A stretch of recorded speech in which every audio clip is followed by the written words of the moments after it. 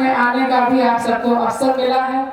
मुझे लगता है आप चाहकर भी समय नहीं निकाल पाते होंगे, लेकिन इस सम्मेलन के कारण आज आप सबके ने समय निकाला और ब्रह्मकला से आशीर्वाद प्राप्त करने का बहुत अच्छा अवसर मिला है। आज इस कार्यक्रम की अध्यक्षता कर रहे परम आदरणीय माननीय विष्णु सिकरवार जी, जिला अध्यक्ष ग्रामीण क्षेत्र एसोसिएशन, पत्रकार एसोसिएशन एवं मंच पर उपस्थित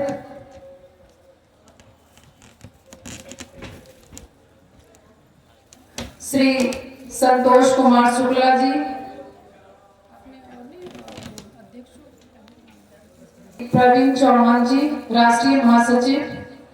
श्री ज्ञानेंद्र रावत जी, श्री मनोज मिश्रा जी, मुकेश शर्मा जी सह संयोजक एवं हमारे मंच पर अति सम्मानित सभी वरिष्ठकार पत्रकार बंधुओं, मेरे समक्ष बैठे हुए सभी भाइयों बहनों, आज इस ब्रह्मलला के प्रांगण में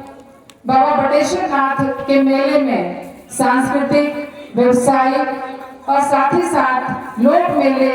में इस बार हम सबको एक पत्रकार सम्मेलन का भी आयोजन करने की, जो कि नई परंपरा शुरू करने में हमें जिला पंचायत का जो महत्वपूर्ण योगदान देने का अवसर मिला है, इसके लिए मैं लोकतंत्र के चौथे स्तंभ, जनता की आवाज को बल देने वाले और क्षेत्र की समस्याओं को उठाकर विधायिका, कार्यपालिका ही नहीं, यहाँ तक कि कभी कभी न्यायपालिका को भी सत्य के दर्शन कराने वाले ऐसे लोकतंत्र के प्रबल प्रहरी, मैं आप सभी पत्रकार बंधुओं का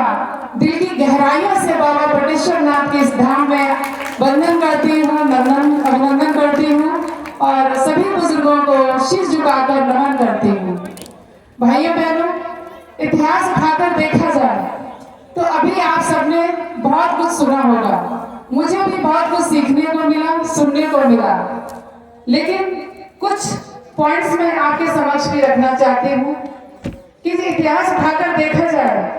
तो पत्रकारिता एक बेहद ही महत्वपूर्ण है। समय समय पर आप सबने देखा होगा कि विष्णु के परम भक्त वीणा के साथ विचरण करने वाले नारद जी भी एक पत्रकार थे,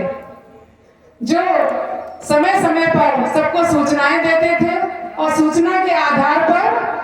कुछ भी असंभव को संभव करा देते थे। वही पत्रकारिता है और पत्रकारिता का विश्व में 131 ईसा पूर्व इसकी शुरुआत हुई, तो भारत में सन 1780 में जेम्स ऑगस्टस हिक्की द्वारा बंगाल गजट का प्रकाशन किया गया था और साथ ही 1821 में राजा राम मोहन राय ने समाज सुधार के लिए पत्रकारिता का उपयोग किया था। इतना ही नहीं, जब स्वतंत्रता संग्राम के समय में द लीडर प्रताप व स्वराज का भी बहुत बड़ा योगदान रहा है। भाइयों बहनों, आज का समय जो है युग सूचना का युग है और पत्रकार समाज की आंख, कान तथा आवाज बनकर महत्वपूर्ण भूमिका निभाती है। जिस तरह से पत्रकारिता के 4 स्तंभ जिस पर पत्रकारिता खड़ी होती है वो है सच्चाई, तो नंबर 2 है संतुलन, नंबर 3 है स्पष्टता, तो नंबर 4 है निष्पक्षता। लेकिन आज के दौर में, जहां तक अभी मनोज भाई साहब ने भी बताया कि सोशल मीडिया का समय है, इंटरनेट आ गया है, AI आ गया है, जिसमें तेजी से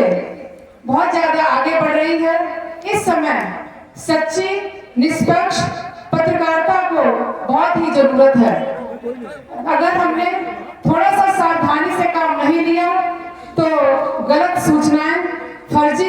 जो खबरें हैं वो राजनीतिक, सामाजिक तथा आर्थिक ढांचे को कब तहस नहस कर देंगी ये पता भी नहीं चलेगा। अतः आप सबसे यही आग्रह करती हूँ इस अवसर पर कि जो भी खबरें हैं बड़े ही सोच समझ कर सच्ची, निष्पक्ष, प्रमाणित खबरें जनता के बीच में जाएंगी तो हमारे समाज का निर्माण होगा और जो हमारे समाज को आवश्यकता है वो हम पूर्ण कर पाएंगे। भाइयों बहनों, मुझे पूरा विश्वास के साथ कह सकती हूँ, आज ये इतना भव्य सम्मेलन का आयोजन किया है। आज हम सब और विशेषकर हमारे पत्रकार बंधु अपना मत, अपना विश्लेषण और अपनी खोजी हुई पत्रकार इस देश के सामाजिक जीवन, राजनीतिक जीवन व विकसित भारत बनाने में एक मार्गदर्शक व सिद्धांत के रूप में काम करेंगे, जो इस देश के लोकतांत्रिक व जनता जनार्दन की सेवा में आप सबका महत्वपूर्ण योगदान होगा। और दूसरी बात कही है, जल संचय की बात हम लोग कर रहे हैं, तो जल संचय में हम लोग जानते हैं कि जल है तो जीवन है, जल के बिना जीवन संभव नहीं है और हमारे शरीर में भी 50 to 60% जल होता है। लेकिन आज इंसान जो है अत्यधिक जल का प्रयोग करते हैं और जल को बर्बाद भी करते हैं। इसी का कारण है आज भूगर्भ जल स्तर है काफी नीचे पहुंच गया है। और जहां तक हम बात करें अपने आगरा की, हमारे आगरा में 7 नदियां हैं,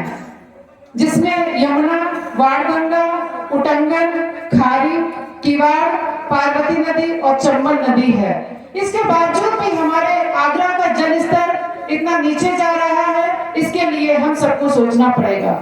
और जहां तक जो बात की है, अभी भाई साहब ने बताया है कि उटंगन नदी पर रेहाबली गांव के पास अगर एक बांध बन जाएगा तो हमें लग सकता है कि हम जहां तक बारिश के पानी को संचय कर पाएंगे और ज्यादातर क्षेत्र की समस्या का समाधान करा पाएंगे। तो ऐसे जिला पंचायत अध्यक्ष होने के नाते ये हमारी सिंचाई बंधु की बैठक में भी ये प्रस्ताव रखा था भाई साहब ने,